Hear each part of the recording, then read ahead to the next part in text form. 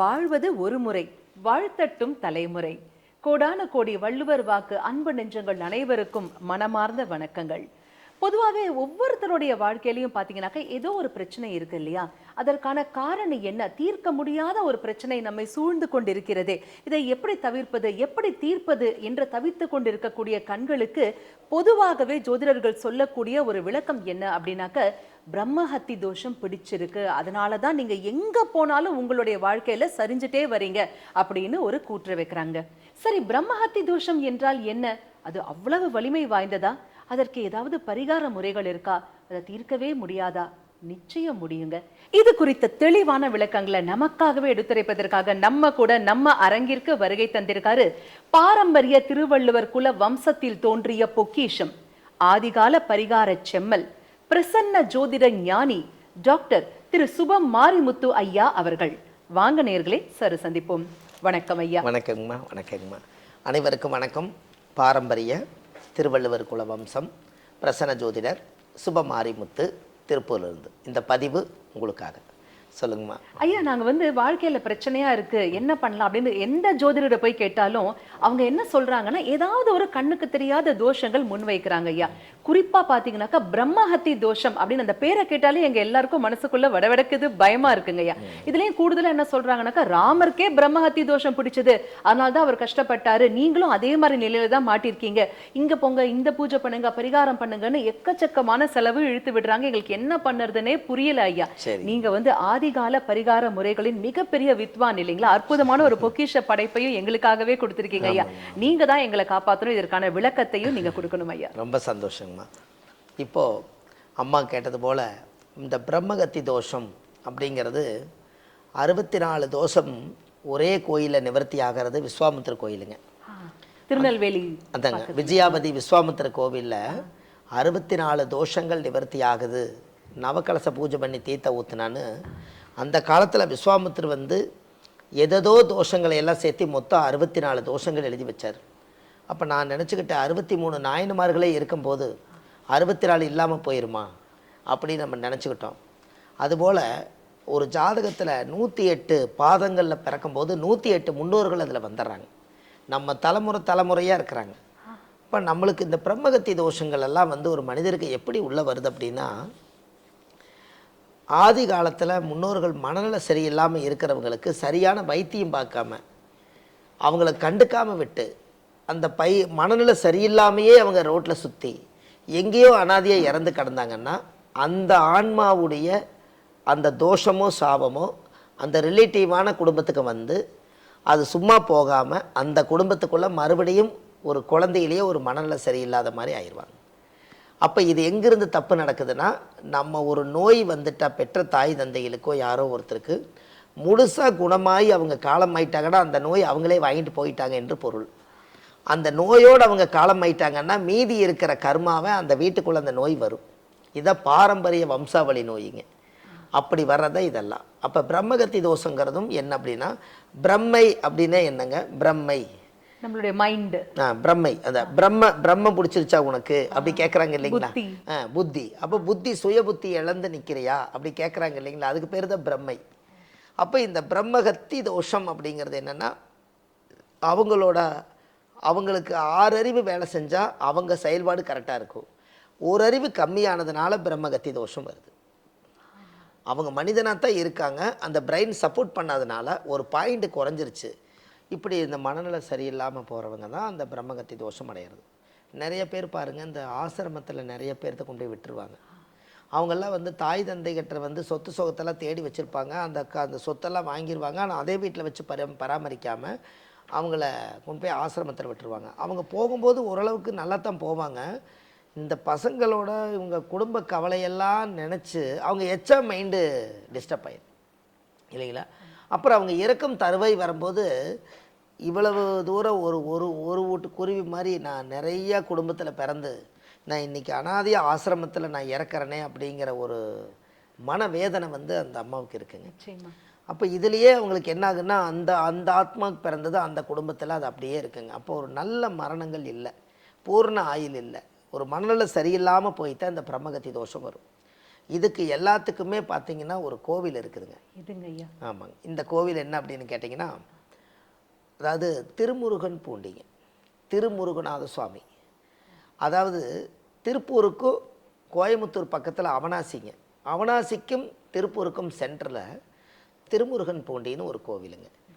அந்த கோவிலில் வந்து என்னென்னு கேட்டிங்கன்னா, அந்த முருகர் திருமுருகன் பூண்டிக்கு வராதுக்கு முன்னாடி அந்த திருச்செந்தூரில் இருக்கக்கூடிய சூரசங்காரம் பண்ணும்போது அசுரனை வதை செஞ்சுட்டு அவர் அந்த உயிரை கொன்னதுனால முருகனுக்கே அந்த பிரேத தோஷம் பிடிக்குது. அப்பாவுடைய பேச்சை கேட்காம மகன் என்னென்னமோ செய்கிறாருன்னு சொல்லி கடைசியில் அப்பாவுக்கிட்ட, அது சிவன் கோயிலுங்க, திருமுருகன் பூண்டியில் இருக்கிறது வந்து சிவன் கோயில். எங்கே இருக்குங்க ஐயா அது? அது திருப்பூர் ப்ளஸ்ஸு அவனாசிக்கு சென்டரில் இருக்குதுங்க. அந்த கோவில் வந்து திருமுருகநாத சாமின்னு கூகுளில் சர்ச் பண்ணாலே வரும். அப்போது அது சிவன் கோயிலாக தான் இருந்ததுங்க. அங்கே வேலு மயில் வெளியே நிறுத்திட்டு அப்பாவை பார்க்க போகும்போது ஆயுதத்தோடு போகக்கூடாதுன்னு ஆயுதம் இல்லாமல் போன கோவில் திருமுருகன் பூண்டி. அந்த கோவில் பார்த்திங்கன்னா படிப்படியாக இறங்கி போகும். எதனால் இறங்கி போகிற மாதிரி கட்டிக்கிறாங்கன்னா, சூரியன் வந்து அஸ்தமனம் ஆகும்போது கொஞ்சம் கொஞ்சமாக வந்து வருஷத்தில் 3 நாள் இந்த சூரிய ஒளி வந்து சிவனுக்கே படுங்க. அப்படி அந்த காலத்தில் கோயில் கட்டியிருக்காங்க. அந்த கோயிலை கட்டி அதுக்கு உண்டானது எல்லாமே பண்ணி வச்சுருக்காங்க. அந்த கோவிலில் முருகர் போய் சிவன்கிட்ட கேட்ட உடனே, இப்படி என்னுடைய மகனுக்கு இப்படி ஒரு சோதனையான்னு சொல்லி அந்த கிணத்துல ஒரு தீர்த்தத்தை வர வச்சு அதில் நவக்கலச தீர்த்தம் எடுத்து சிவனே வந்து முருகனுக்கு பரிகாரம் பண்ணி, அந்த சிவன் வந்து முருகருக்கே அந்த பிரம்மகத்தி தோஷை நிவர்த்தி பண்ணுறதுக்காக அந்த தீர்த்தை ஊற்றுனதுனால முருகனுக்கே பிரம்மகத்தி தோஷை நிவர்த்தியாச்சுங்க. இந்த கோவில் வந்துங்க அந்த நம்ம திருமுருகன் பூண்டி திருப்பூர் பக்கத்தில் இருக்குது. இந்த கோவிலுடைய வரலாறில் இந்த கோயிலை வந்து அந்த ஒரு முறை அந்த கோயிலுக்கு மனநல சரியில்லாமல் இருக்கிறவங்க இன்றைக்கும் 4 மணிலேருந்து 5 மணிக்குள்ளே பிரம்ம முகூர்த்தத்தில் அந்த கிணத்துலேருந்து 3 வாளி தண்ணி எடுத்து ஊற்றுறாங்க. கொஞ்சம் கொஞ்சமாக அந்த மனநலை வந்து சரியாயிட்டு வருதுங்க. அந்த கோவில் இன்றைக்கி வரைக்கும் நூற்றுக்கணக்கான மக்களை வந்து அங்கே எல்லாம் இருக்க வச்சு விடிய காலையில் அந்த தீர்த்தம் எடுத்து ஊற்றுறாங்க. அதனால் முருகனுக்கே பிரம்மகத்தி தோஷம் நிவர்த்தி பண்ண ஸ்தலம் திருமுருகன் பூண்டியாக இருக்கனால யார் குடும்பத்தில் எல்லாம் மனநல சரியில்லாமல் குழப்பத்தில் அதிகமாக இருக்காங்களோ அத்தனை பேர் இந்த கோயில் போயிட்டு வந்தாங்கன்னா அந்த குழப்பமெல்லாம் சரியாகி அவங்களும் நல்லா இருப்பாங்க. இதுக்கு உண்டான கோவில் தான் அது. அருமை ஐயா, அருமை. அதாவது இதெல்லாம் நீங்க சொல்றது கேட்கும்போது விஞ்ஞானத்திற்கும் அப்பாற்பட்டது மெய்ஞானம் அப்படின்னு நல்லாவே புரியுதுங்க ஐயா. அதே மாதிரி வீட்டின் பெயரோ அன்னை இல்லம், அன்னை இருப்பதோ அனாதை இல்லம் அப்படின்னு சொல்லுவாங்க. இந்த நிலை மாறுவதற்கு தேவையான அற்புதமான விளக்கமும் நீங்க பகிர்ந்தீங்க ஐயா. ஆமாங்க. அதனால எல்லா மக்களுமே ஒரு முறை இந்த மாதிரி எல்லாத்துக்கும் பாருங்க, அந்த உலகத்துல எத்தனை நோய்கள் இருந்தாலும் அந்தந்த நோய்க்கு உண்டான கோவில்களும் இருக்குதுங்க. நாம தேடுனா அது கிடைக்கும் இல்லைங்களா? அதனால இந்த உலகத்துக்கு எல்லா மக்கள் நல்லா இருக்கட்டும்னு சொல்லி இந்த கோயிலை சொல்லியிருக்கேன். இப்படி இருக்கிறவங்க கண்டிப்பாக போயிட்டு வரட்டும், நல்லதே நடக்குங்க. அருமை ஐயா. யாம் பெற்ற இன்பம் பெருக இவ்வையகம்னு நாங்கள் எல்லாருமே நன்றாக இருப்பதற்கு தேவையான அற்புதமான வழிமுறைகள் எங்களுக்காகவே ஒவ்வொரு நிகழ்ச்சியிலும் நீங்க வந்து பகிர்ந்துக்கிறீங்க ஐயா. சரி. கோடானு கோடி அன்பு நெஞ்சங்கள் அனைவர் சார்பாகவும் சிரம் தாழ்ந்த நன்றிகள். ரொம்ப நன்றிங்க. அனைவருக்கும் யாராருக்கெல்லாம் உடல் ரீதியாக மனநல சரியில்லாமல் ரொம்ப கஷ்டப்படுறவங்க திருமுருகநாத சுவாமியுடைய சன்னிதானத்துக்கு வந்து அங்கே கீழே கூகுளில் சர்ச் பண்ணிங்கன்னா திருமுருகநாத சுவாமியுடைய சன்னிதானம் வரும். அந்த கோவிலில் வந்து சாமிக்கு ஒரு 6 விளக்கு தீபம், சாமிக்கு தேங்காய் பழம் மாலை கல்கண்டு வாங்கி அர்ச்சனை பண்ணி அந்த கோவிலில் சாமி கும்பிட்டு வாங்க.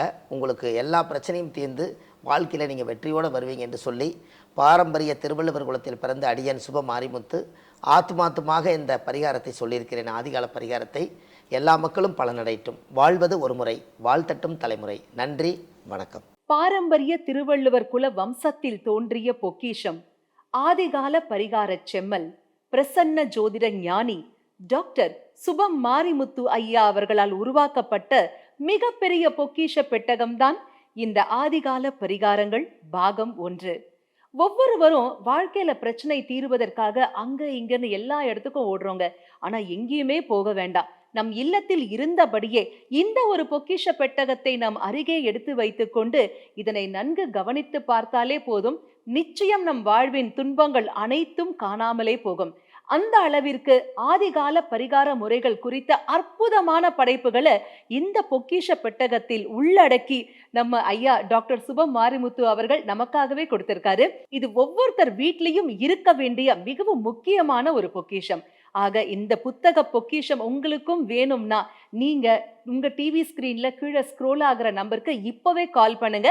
உங்களை தேடி இந்த பொக்கிஷம் உங்கள் இல்லத்திற்கே வரும்.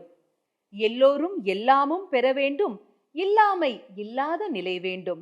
வாழ்வது ஒரு முறை, வாழ்த்தட்டும் தலைமுறை. அனைவருக்கும் வணக்கம். பாரம்பரிய திருவள்ளுவர் குலவம்சம் பிரசன்ன ஜோதிடர் சுபம் மாரிமுத்து திருப்பூர் இருந்து இந்த பதிவு உங்களுக்காக. இன்றைக்கு வள்ளுவர் வாக்கு யூடியூப் சேனலை உலகம் பூரா நிறைய பேர் மக்கள் பார்க்குறாங்க. வள்ளுவர் வாக்கு யூடியூப் சேனலில் நீங்கள் போய் பார்த்தீங்கன்னா ஒரு 1300 பரிகாரங்கள், ஆதிகால பரிகாரங்கள் நிறைய கொடுத்துருக்கேன். எல்லா மக்களுக்கும் பயனுள்ள தகவலாக இருக்குது. உங்களுக்கும் ஏதாவது முக்கியமானது தேவைப்பட்டால் வள்ளுவர் வாக்கு யூடியூப் சேனலில் போய் பார்த்தீங்கன்னா உங்களுக்கு நிறைய விஷயங்கள், நல்ல நல்ல விஷயங்கள் கிடைக்கும். ஒரு பரிகார கோவில் கிடைக்கும். தினமும் உங்களுக்காக இந்த ஒரு விஷயத்தை செய்து கொண்டிருக்கேன். வாழ்க்கையில் ஒரு மிகப்பெரிய பொக்கிஷமான விஷயங்கள் எல்லாம் எழுதி கொண்டு வந்துட்டுருக்கேன். இது எல்லாமே ஆதிகால பரிகாரம் வள்ளுவர் வாக்கு யூடியூப் சேனலில் போய் நீங்கள் ஒரு சப்ஸ்கிரைப் பண்ணி வச்சுக்கோங்க. அதில் இருக்கக்கூடிய நிறைய விஷயங்களை மக்களுக்கு பரிமாற்றம் செய்யுங்க. நல்லதே நடக்கும். வாழ்வது ஒரு முறை, வாழ்த்தட்டும் தலைமுறை. நன்றி, வணக்கம்.